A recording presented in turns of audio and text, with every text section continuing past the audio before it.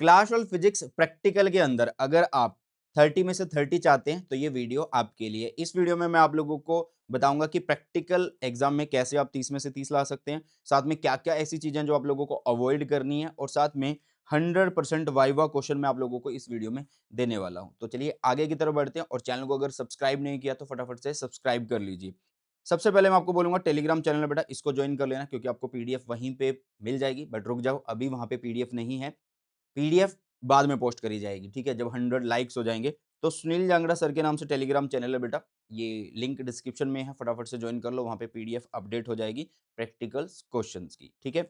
अब बात करते हैं कि सीबीएसई की तरफ से जो गाइडलाइंस आई है, उनको एक बार से समझ लेते हैं। देखिए, सीबीएसई ने क्या बोला है, जो प्रैक्टिकल में आपको क्या करना होता है, रिकॉर्ड करने होते हैं एटलीस्ट 8 एक्सपेरिमेंट, और 2 सेक्शन होते हैं ए एंड बी, तो विद 4 फ्रॉम ईच सेक्शन आप लोगों को करने होते हैं, और ये परफॉर्म भी होने चाहिए आप लोगों के द्वारा ही।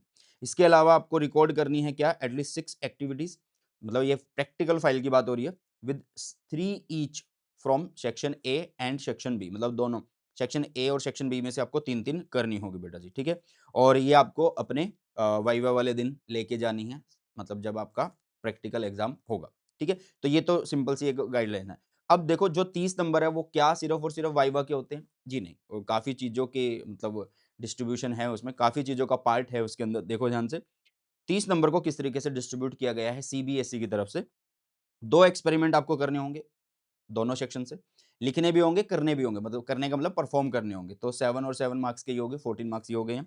साथ में बेटा जी प्रैक्टिकल रिकॉर्ड, जो आपकी प्रैक्टिकल फाइल होगी, उसके 5 नंबर आप लोगों को यहाँ पे मिलने वाले हैं।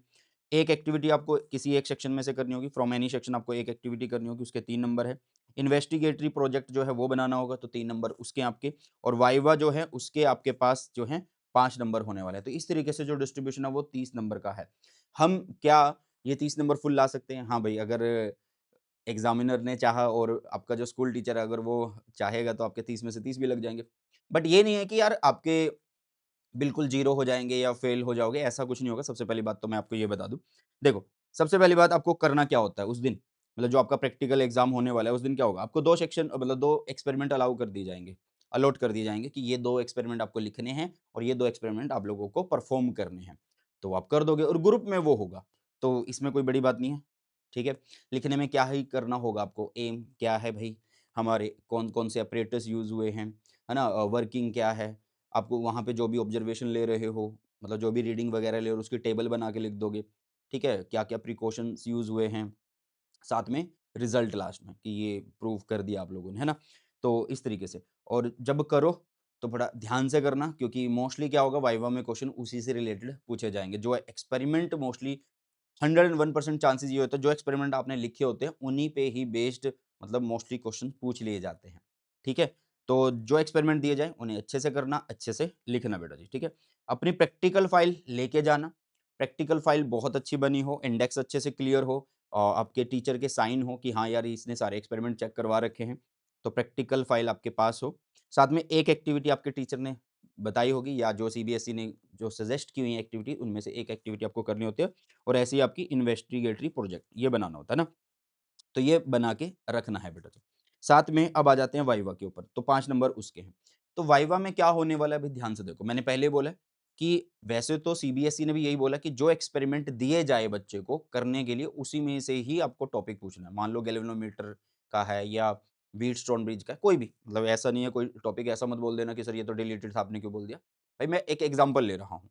कोई भी एक एक्सपेरिमेंट अगर आप कर रहे हो, तो उससे रिलेटेड आपको सारी चीज़ें याद हो, क्या एपरेटस उसमें यूज़ हुआ है ना? कैसे-कैसे रीडिंग ली है आपने, ठीक है? जो भी चीज़ उसमें यूज़ हो रही है वो, ठीक है?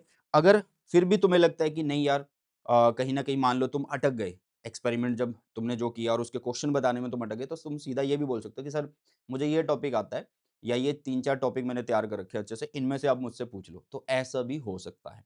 और तीसरा ऑप्शन तो भई वही है कि जो प्रैक्टिकल लेने आए उसी को पता है, उसकी मर्ज़ी वो कहाँ से पूछे, तो उसके लिए भई मैं आप लोगों को 100% वाइवा क्वेश्चन दे दूँगा।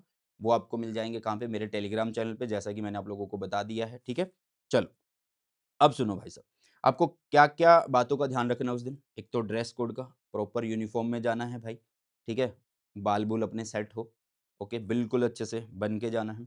इसके अलावा आपको अपनी जो प्रैक्टिकल फ़ाइल है वो अच्छे से बना के लेके जानी है। ये ना हो कि उसमें कोई एक्सपेरिमेंट रहता हो, किसी की रीडिंग रहती हो या कवर चढ़ाना रहता हो, तो भई वो अच्छे से कर लेना।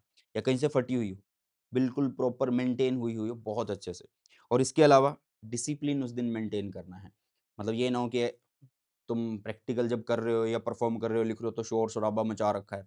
सारी चीज़ें नोट करता है भाई जो प्रैक्टिकल लेने आता है ना? तो उस दिन मेंटेन करना आपको डिसिप्लिन बेटा जी। और फालतू के आर्गुमेंट में नहीं फँसना है उस दिन, जो प्रैक्टिकल लेने आता है उस टीचर के साथ। ठीक है, हाँ मैं हाँ मलानी है, क्या भई कितनी देर का काम है, 5-10 मिनट का आपका काम है, तो बस, है ना? तो ये चीज़ों का ख़ासकर ध्यान रखना है और जो यहाँ पे चीज़ें मैंने आप लोगों को बताई है, ये ज़रूर करके जाना, तो 101% आपके 30 आउट ऑफ 30 बन जाएँगे। और मतलब इसमें 30 आउट ऑफ 30 का मतलब ये नहीं है कि आप सारी चीज़ें परफ़ॉर्म कराए, बताए और आपके 30 आउट ऑफ 30 लगे, 29 भी लग सकते हैं। 30 आउट ऑफ 30 जो है वो आपके क्लास टीचर पे भी डिपेंड करेगा, उनके साथ आपका बिहेवियर कैसा था, है ना?